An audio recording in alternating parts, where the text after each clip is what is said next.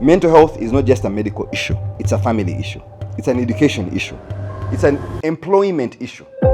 Health experts estimate that nearly 1/4 of Ugandan adults and almost 1/4 of our children are affected by mental health conditions. The solution is not simply building bigger wards. The solution is bringing care closer to where people live. A very good morning to you all, ladies and gentlemen. You're most welcome. I'm delighted you're here in good numbers, and it shows your concern and your affection for this cause that is becoming a cancer in our society. First of all, a word about You Belong. Some of you know You Belong. Some of you are hearing from it for maybe the first time. But we've been here in Uganda as You Belong for the last 10 years, trying to serve our communities here in Uganda. And in that way, I need to give special recognition to Monsignor David Kapo, who has come. This is his idea, it's his baby, his foundation. He came here and created this You Belong. And I joined graciously because I listened to him, partly because he's Australian origin, and I was honorary counsel for Australia, so I started engaging. But then I was happy to relate with somebody who's so passionate about something that I was concerned about, and I felt we, especially in the private sector, were not doing enough. We left this burden to the government. It's a government problem. Somebody is sick in your family, in the community, you take that problem to Butabika or to the nearest mental hospital. But most of the time, ultimately, you end up in Butabika. So I want to thank him in a very special way. For those who don't know him, he's Monsignor, a Catholic priest, father, a PhD. He has done a lot of reform work in Australia, in the government when they had this crisis. Long time ago, they knew these problems were coming up, and they started dealing with mental health issues, and they knew that it could not just be dealt with the current policies that were in place. It's a progressive program you need, progressive policies, because the world is changing. It is evolving very fast. The triggers then are not the same triggers today, and that's why he found himself doing this work. He was given a big responsibility in Australia for the reforms. He's got a lot of experience, not only in Australia, he traveled to different parts of the world. And he's using his personal network to raise funds for this organization. Now, being a Catholic priest, you don't have much funding. But the people he went to school with, many of his friends, became successful businessmen. And he goes there, he flies there to London, to Germany, to Italy, looking for them and pleading with them at a personal note. But because of his relationship with them, they all make small contributions.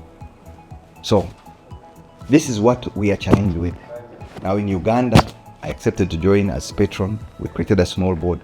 And can we raise money in Uganda? It's really a challenge. I go around talking about mental health, I get a lot of sympathy, but very little in terms of pennies and coins. So I do the same for another hospital called Cure Hospital in Bali, where I'm the co-chair of the board.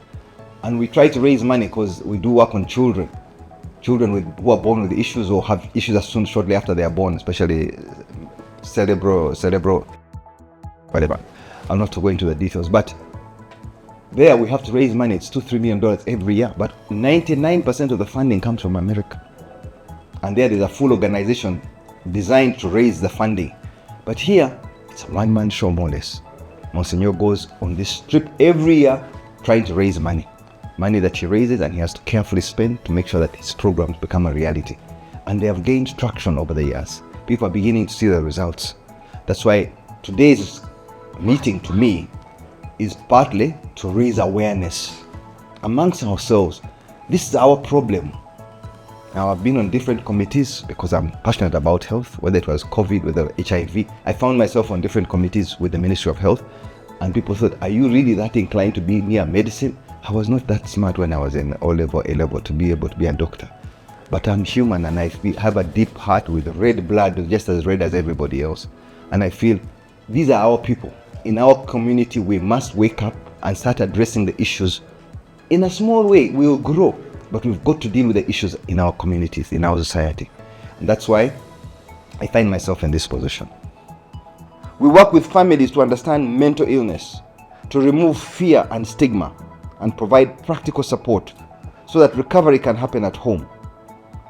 We help communities understand that mental illness is not a curse, not a punishment, and not a source of shame. It's a health condition that deserves treatment, compassion, and dignity. Every patient successfully reintegrated into the community creates space for someone who genuinely requires specialized hospital care. And that is important. Every family empowered becomes part of the solution. Every community that embraces rather than rejects a person living with mental illness becomes a place of healing. Mental health is not just a medical issue. It's a family issue. It's an education issue. It's an employment issue. It's a community issue. It's a national development issue. We must therefore invest in prevention, especially among young people. We must tackle alcohol and drug abuse. We must strengthen counseling services in schools and universities. We must support parents, teachers, religious leaders, and community workers to recognize the early warning signs of mental illness. Most importantly, we must replace stigma with understanding. Let us create a Uganda where seeking help is a sign of strength, not weakness. Let us create Uganda where families are equipped to care for their loved ones. Let us create Uganda where recovery happens not only in hospitals, but also in homes and communities. And let us ensure that every person struggling with mental illness hears these powerful words. You are valued. You are loved. You are not alone.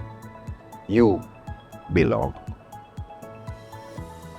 The true measure of a society is not how it treats its strongest members, but how it treats its most vulnerable. Every person living with mental illness is someone's son, daughter, brother, sister, mother, or father. They deserve not our fear, but our compassion. Not our rejection, but our support. Not isolation, but belonging. Together, let us build communities where healing is possible, hope is restored, and every person knows that they belong. Thank you very much, and God bless you all.